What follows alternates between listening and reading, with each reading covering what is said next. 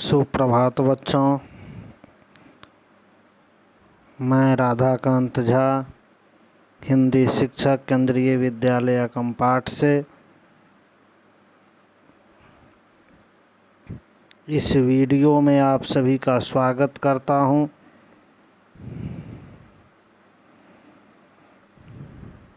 यह हिंदी व्याकरण का एक टॉपिक है, समास। आज हम लोग इस समास के बारे में अध्ययन करेंगे। तो समास का शाब्दिक अर्थ होता है इकट्ठा करना, जमा करना।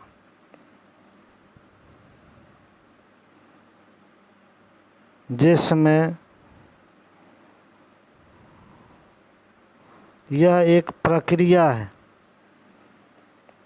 और इस प्रक्रिया से जो शब्द का निर्माण होता है उसे सामासिक शब्द कहते हैं।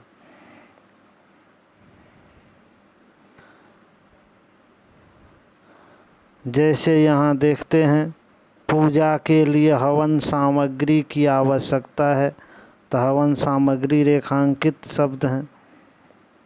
रमेश शाम तक चारपाई पर बैठा रहा, तो चारपाई। माता पिता का सदैव आदर करना चाहिए, तो माता पिता। ये जो भी हम देख रहे हैं तो ये कम से कम 2 शब्दों से निर्मित होते हैं। उससे अधिक भी हो सकता है, मगर कम से कम 2 शब्द होना चाहिए। इसमें पहले पद को प्रथम पद या पूर्व पद बोलते हैं और बाद वाले पद को उत्तर पद या द्वितीय पद बोलते हैं। और हम लोग आगे देखते हैं क्या है।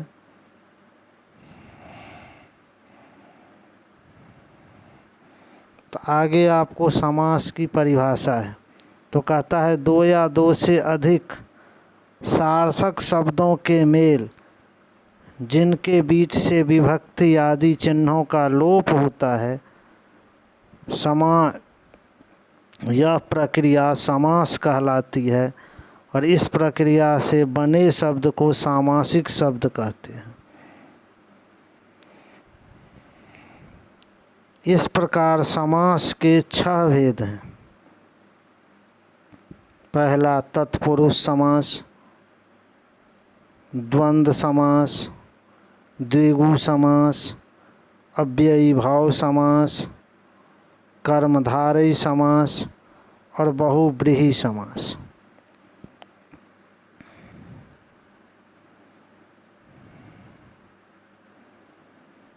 किसी किसी व्याकरण में द्विगु समास तथा कर्मधारय समास तत्पुरुष समास में शामिल किए जाते हैं।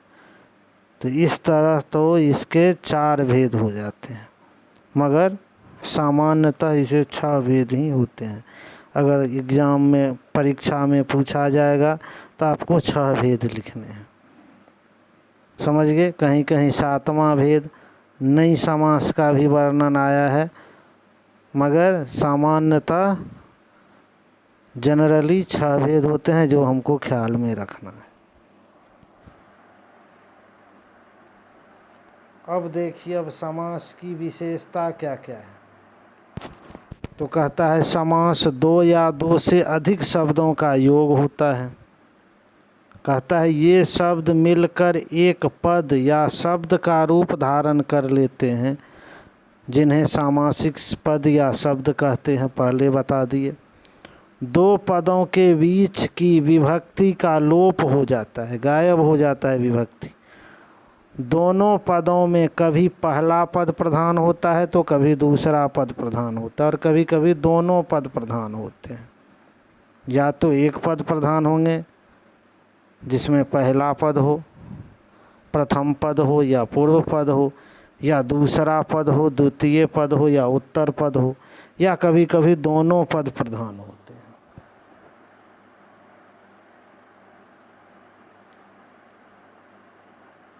अब देखिए, सबसे पहला है अव्ययीभाव समास।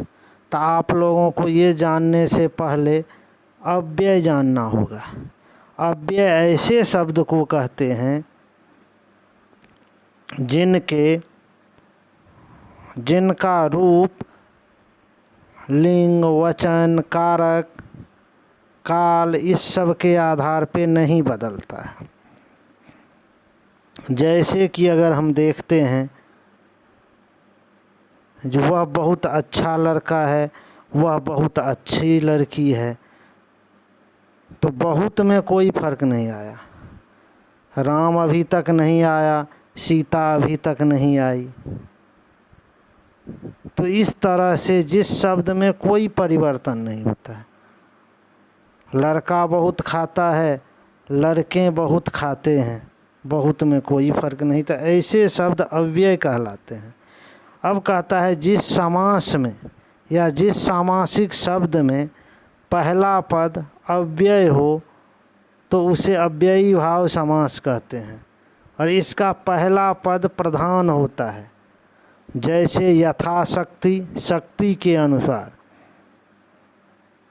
प्रतिवर्ष, प्रत्येक वर्ष, तथा भक्ति, उसी के अनुसार भक्ति, भक्ति के अनुसार। इस तरह से भरपेट, ये सब अव्ययी भाव समास के उदाहरण हैं। अब हम लोग दूसरा समास देखते हैं, द्वंद्व समास।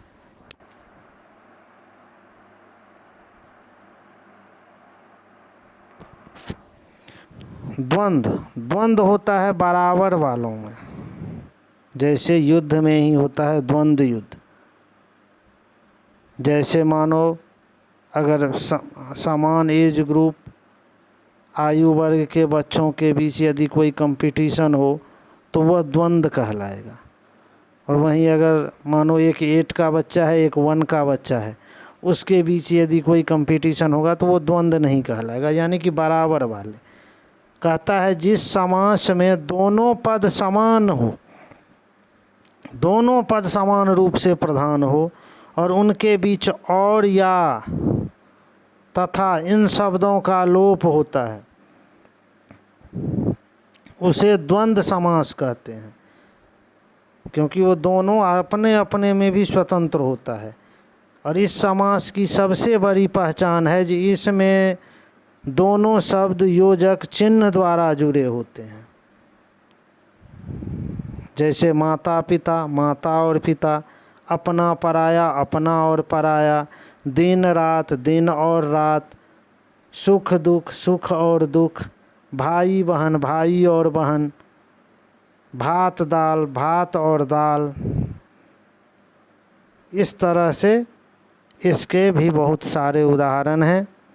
अब हम लोग अगले तीसरे भेद पे चलते हैं, देखते हैं क्या है। तीसरा भेद है तत्पुरुष समास। इस समास के दोनों शब्दों के बीच कारक चिन्हों का लोप होता है तथा उत्तर पद, बाद वाला पद जो है वो प्रधान होता है। अब आपको पता है जो कारक कितने हैं, कितने हैं कारक? 8। कौन कौन? हाँ, कर्ता कारक, कर्म कारक, करण कारक, संप्रदान कारक, अपादान कारक, संबंध कारक, हाँ, अधिकरण कारक और संबोधन कारक। तो इसमें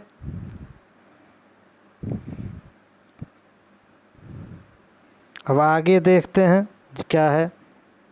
तो जैसे कह रहा है हवन सामग्री, हवन के लिए सामग्री, रसोई घर, रसोई के लिए घर, पाठशाला, पढ़ने के लिए शाला घर। कहता है कारक चिन्हों के आधार पर तत्पुरुष समास के विभिन्न भेद किए जाते हैं।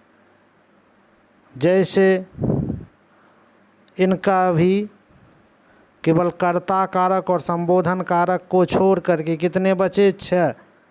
कितने बचे? 6। तो तत्पुरुष समास के 6 भेद हो गए।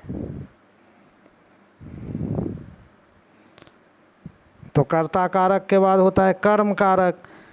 तो जैसे स्वर्ग प्राप्त, स्वर्ग को प्राप्त, इसमें को चिन्ह कर्म कारक का लोप है तो इसे कर्म तत्पुरुष कहेंगे। उसी प्रकार युद्ध भूमि, युद्ध के लिए भूमि, रसोई घर, रसोई के लिए घर, इसमें संप्रदान कारक के विभक्ति का लोप हुआ है तो उसे संप्रदान तत्पुरुष कहेंगे।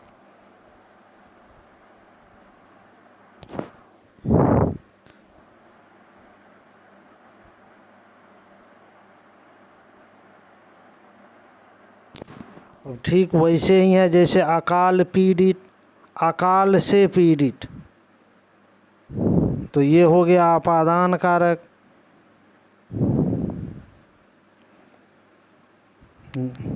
तत्पुरुष। डिब्बा बंद यानी कि डिब्बे में बंद, तो ये अधिकरण तत्पुरुष हो जाएगा। इस तरह से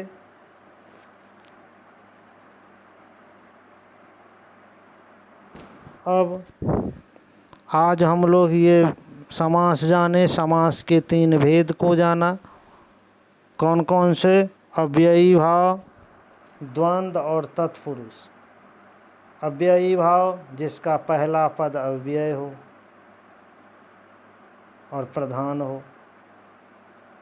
दूसरा द्वंद्व समास जिसका दोनों पद प्रधान हो, उसके बीच में हाइफन का चिन्ह होता है, योजक का चिन्ह होता है।